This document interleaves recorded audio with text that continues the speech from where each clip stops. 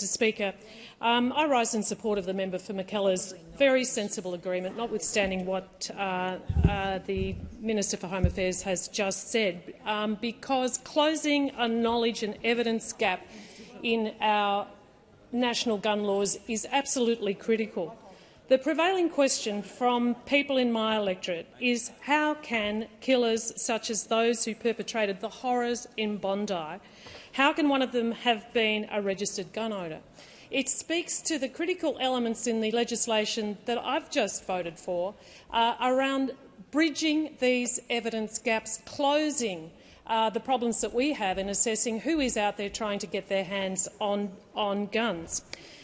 These laws aren't about law-abiding gun owners, many of whom live in my electorate, many of whom have written to me about their concerns around these laws, people who indeed are trying to manage pests on farms and national parks, people who right now in my electorate indeed are tragically having to euthanise sheep and cattle, people in my electorate who are sporting shooters. But the key point they make to me, and which I've listened to so carefully, is that every gap that we possibly have that allows people with criminal intent to get their hands on guns must be closed.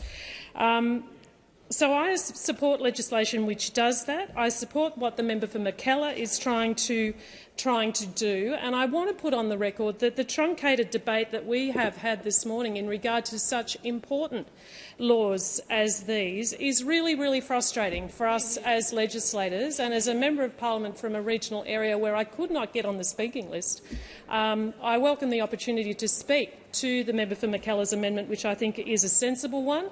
I welcome the government working on this council. I want to see that succeed, because ultimately I want guns in this country to be used for the purposes for which they are intended, with law-abiding citizens using them as a tool of trade or using them for sporting intent with complete safety. Thank you, Mr.